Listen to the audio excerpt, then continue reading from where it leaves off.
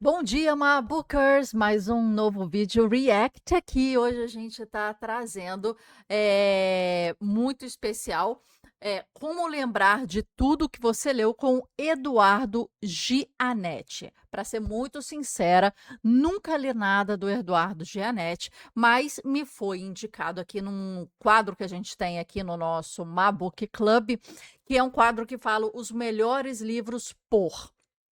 E a gente convidou o Arthur, que foi o cofundador, né, da Tag Livros, da Grow Livros, né, para falar quais são os 10 melhores livros na opinião dele. E teve um livro que é O Alto Engano, do Eduardo Gianetti, que foi citado. Então, quando a gente, né, trabalha aí na curadoria, indicando para vocês os livros, fazendo estratégias, né, para a gente escolher melhor os livros que vai ler, esse é o nosso primeiro ponto, né, da comunidade do Mabook Club. Como é que a gente filtra, organiza, seleciona, faz uma curadoria? A gente começa a saber de autores, livros, indicações mais profundas, mais impactantes, né, mais interessantes.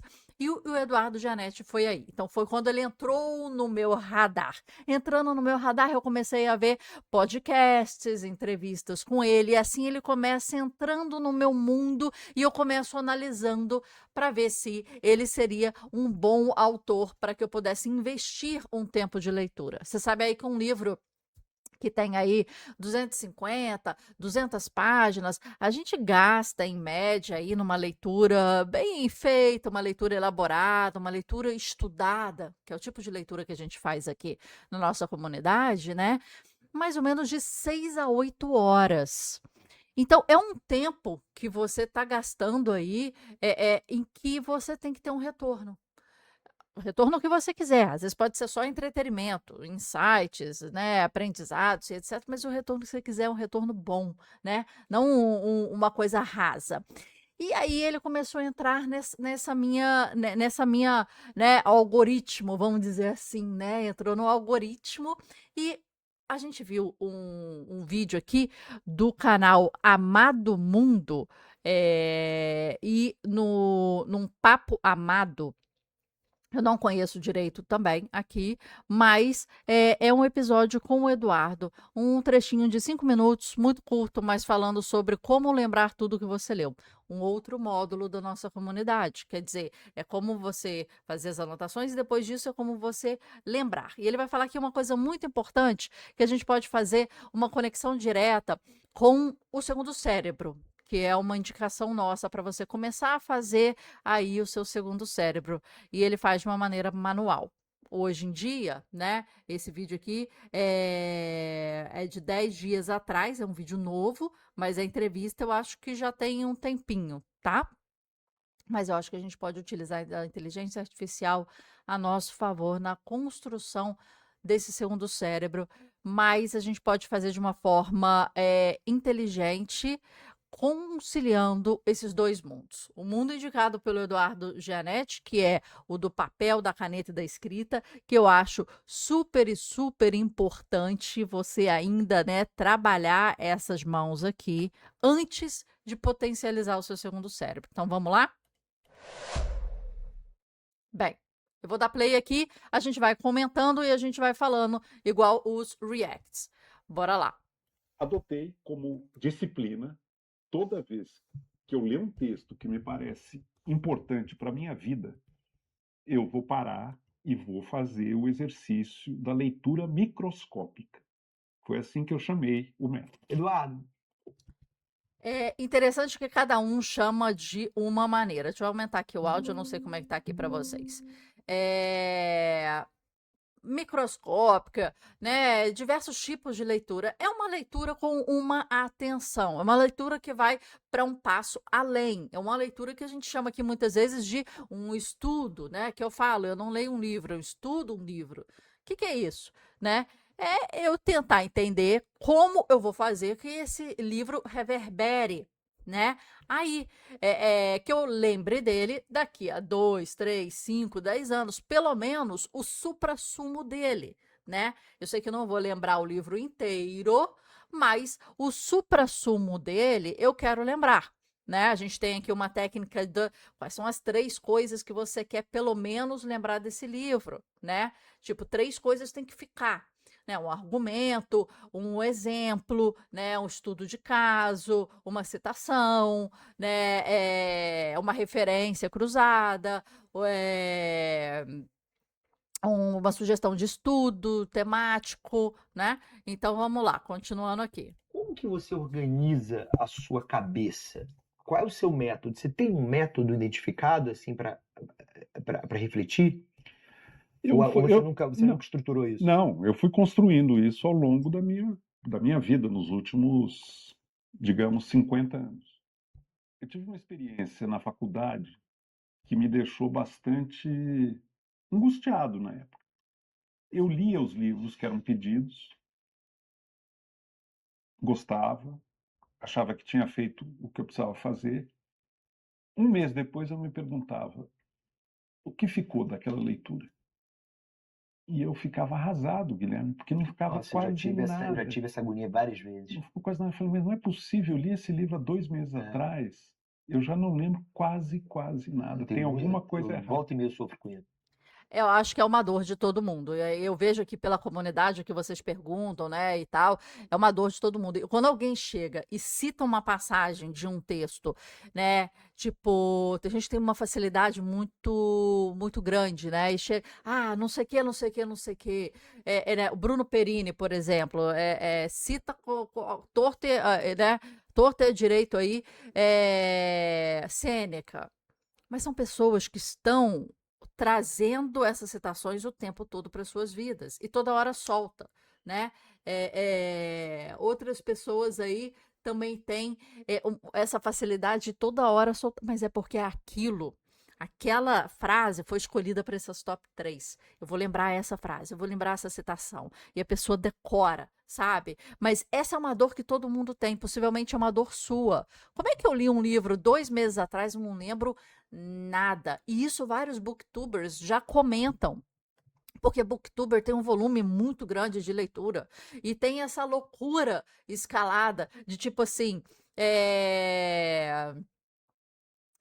li 60 livros por ano, li 100 livros por ano. Aí você vai perguntar qual livro, tipo, pergunta básica, qual livro gostou mais, sobre o que que é o livro. A pessoa não lembra, mas não lembra o básico, qual o argumento central do livro, o que que acontece no livro, qual o conflito principal, entendeu? Então, é Eu desafiador falei, não, isso. isso não pode continuar. Não pode, né? Eu vou começar a anotar por escrito, num caderno, parágrafo por parágrafo, o que eu estou lendo. Ou Mas isso não é inteligente, né? Você anotar o que você está lendo não é inteligente. Você tem que anotar o que você está interpretando do que você está lendo. O que você vai colocar em prática do que você está lendo. Porque você somente anotar o que você lê ou o que você ouve não passou por isso aqui, entendeu? Não passou pela ruminação, pela investigação, pela interpretação. E é isso aqui que vai fazer com que a sua memória funcione 2 anos depois, lembrando o livro. fazendo uma paráfrase, colocando nas minhas palavras o texto, Colocando ou, uma palavra melhor. entre aspas, aquilo que o autor escreve que eu acho espetacularmente bem resolvido, como expressão. O que ele está fazendo ali? Ele está afunilando a percepção dele do livro. Então, ele está, tipo, pré-selecionando o que ele quer que fique. Então, argumentações, escritas dele sobre o autor, né? E assim ele está fazendo esse afunilamento. É um filtro inicial que ele está fazendo. Só que a gente tem que ir um pouco mais além disso. Vamos ver o que ele faz. Então, peguei um livro que tinha sido indicado, investi um tempo enorme para ter tudo anotado e registrado no meu caderno. E cadê Tempo. seus cadernos? Tempo, Eu posso gente. te mostrar. Você tem? Tem. Sensacional. Aí eu me perguntei 3 meses depois o que eu lembrava. Cara, eu lembrava quase tudo. Eu era capaz de dizer uma passagem do livro porque eu tinha memorizado. Adotei como disciplina, toda vez que eu ler um texto que me parece importante para a minha vida, eu vou parar e vou fazer o exercício da leitura microscópica. Foi assim que eu chamei o método. Interessante. E comecei a anotar. Isso foi em 1979. Eu lembro exatamente o momento em que começou. Duas vantagens daquele tempo que eu preservei: caderno, anotando à mão. E até hoje é assim. Até hoje é assim. É muito mais flexível, ajuda muito mais a memória e permite abrir 3, 4 cadernos, fazer um sistema de referenciamento interno. A ideia do eterno retorno. Olha, isso aparece lá no Protágoras, depois o Hume, depois o Nietzsche, depois não sei quem. Com 2 números no caderno, eu cerco a ocorrência dessa ideia na história da filosofia. Genial. Por que 2 números? É o número do caderno e o número da página Que tá a em que referência. está a referência. O que ele está fazendo? Ele está fazendo um filtro, depois ele está fazendo uma referência cruzada a partir do tema, né? Então, se o autor falou do tema X, o outro autor falou do tema X, eles estão falando da mesma coisa, mas de repente com percepções, com óticas, argumentos diferentes ou iguais ou complementares. Então, ele está fazendo um filtro do que vai ficar para ele, e depois ele está fazendo um filtro, né, como é que ele vai buscar pelo tema entre os autores.